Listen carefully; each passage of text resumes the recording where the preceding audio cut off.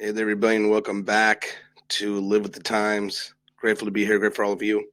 Today we are continuing here with the Parshas Toldos, the second Aliyah. So, end of yesterday's Aliyah, Yitzhak goes down to Gerar. He's now by Avimelech, just as his father Abraham had been. Yitzhak is not allowed to leave the land. He's not allowed to go to Mitzrayim. And so he stays in the land by Avimelech, Eretz, and he has a similar encounter with Avimelech as Avraham Avinu did. Now, this was the prevailing custom, right, that the king could have whoever he wanted, obviously, and it was seen by the king and by the people of the people, or by the people of the kingdom, I should say, that this was like an honor. Right? It's an honor. What do you mean? The king? Who doesn't want to be with the king? Yes, it's your wife. Who cares? It's an honor for you. Look, you must have a very good-looking wife. Something that the king wants to have. And so Abraham Avinu could feel already when he was ascending into these kind of places, even though he's still in Eretz Yisrael, would become of Eretz Yisrael. He could feel the Kedusha leaving. And you could see for the first time when it says that it was Sarah was beautiful. It's because Abraham, for the first time, kind of realized, oh my gosh, my wife is beautiful. Meaning that here I am coming into a land where people covet beauty. They look at beauty. Right? The Tzaddikim have a different idea of beauty, right? Seeing the neshamas, seeing what's inside, not necessarily what's outside. And so now Yitzhak is here, and what happens? He says the same thing, right? That say that this is my sister, she's my sister, right? Because he was afraid that saying that the locals might kill me on account of Rivka because she's beautiful.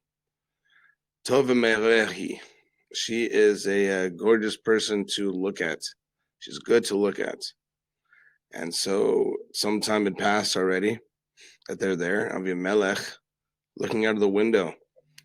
Right, the Zohar says looking out of the window. What do you mean looking out of the window? The window corresponds to astrology. Right, he was looking out the window in order to see how he could get his hands on Rivka. How is it possible to get his hands on Rivka? And he's looking down out the window. And what does he see? He sees that Yitzhak was Yitzhak mitzachek at Rivka Ishtoi, right? They were sporting. They were enjoying each other's company. They were laughing, right? He was making Yitzhak was making her laugh, and Avimelech said, "Wait a minute, this is no behavior for a brother and sister, especially not for one person who fancies himself a tzaddik, or that we know is a tzaddik." Right? So he says, "Listen." Why are you coming over here saying that this is your sister when you know this is your wife? This is the same stunt your father pulled.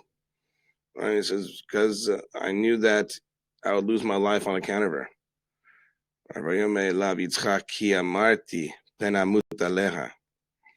And so Avimelech here says something which is very revealing. Right? He says,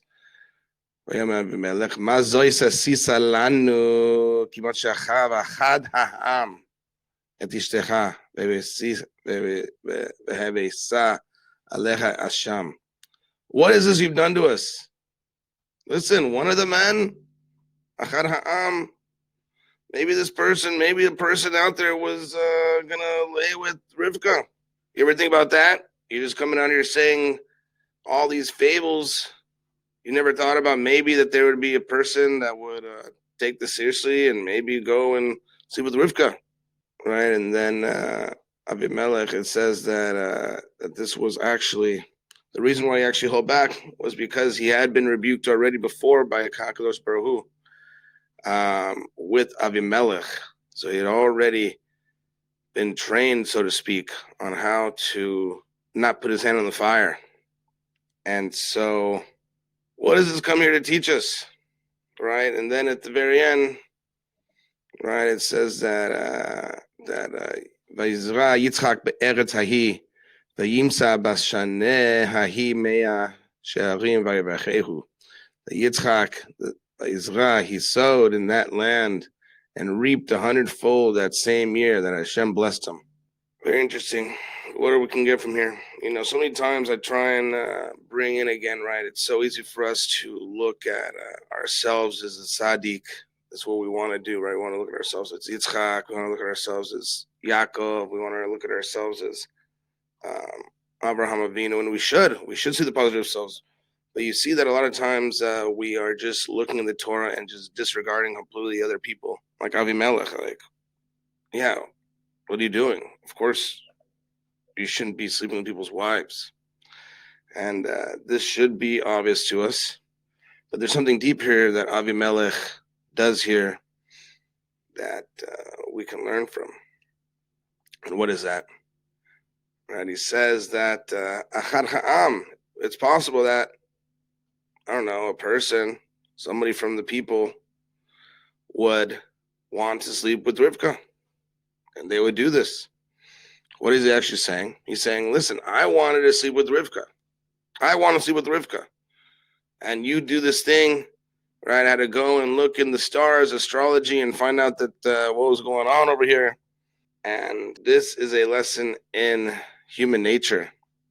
The human nature, whenever you hear someone speak, you should listen, because with the things that they accuse you of, or things that they accuse someone else of, is actually things that they are doing or that they want to do. And they are very much revealing themselves, being honest with themselves, being honest with you, not meaning to be. And so we should definitely pay attention and hear what people's true intentions are. And the same thing with us, right? That a lot of times, just like Sarah Imenu, she was saying, hey, I didn't laugh. And the Kotzker Rebbe is saying she did laugh, and she really did think she was not, poking fun or laughing because she didn't believe, that she really did believe that she believed. But really deep down, there was a spark, there was a little bit. And the same thing with us. A lot of times, we are also revealing ourselves through our speech and revealing ourselves, and our subconscious is coming up. The things that we think are true, and also there's another truth in our subconscious that wants to be expressed. This is the nature of like journaling, the nature of seeing a therapist, right? The nature of his Bodadus specifically, right? What's the nature of his Bodadus? Is that we are revealing what's inside, right? So many times we're just going through the emotions and going and acting and saying things. We're not really bringing out what's inside. So when we go and we speak, and we're speaking a candid way, as we do when we're doing his Bodadus, where we can have our guard down a little bit, then we're kind of revealing our true nature. And a lot of times the true nature is holy. Obviously, we want to do amazing things, and we're running around, we're being pulled from side to side, and no enough time in the day, and how are we going to get through everything?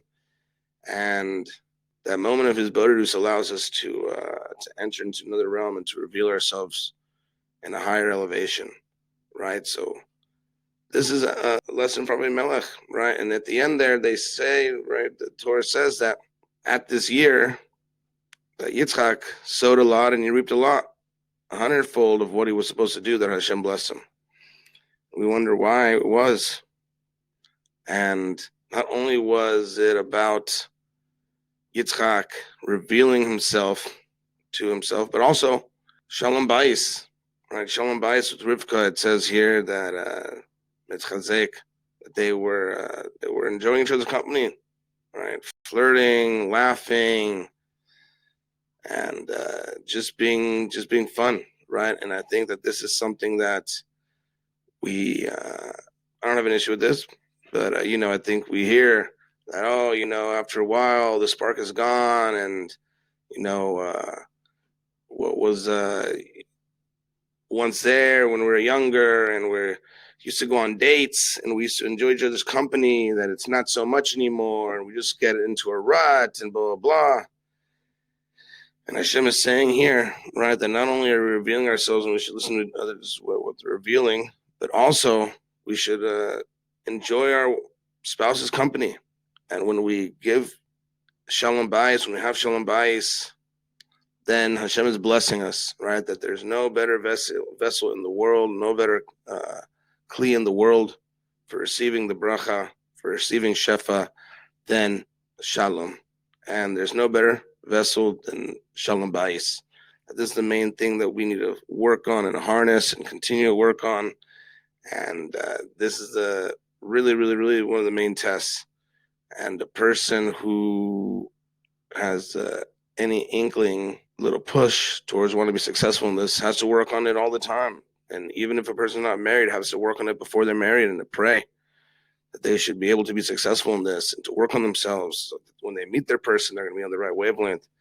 But really that to keep things loose and fun with our significant others. And in this way, right, we will continue to have Shalom Ba'ayis and we'll continue to have amazing, amazing years of reaping over 100-fold of what we were anticipating. And in this way as well, we will continue to reveal more of our subconscious in his bodhis and with our spouse, and to show them how much we really, really love her, love him. And in this way, we will all have a world of Shalom Ba'ayis, where all of us are with the main person for us, in happy existence and happy life.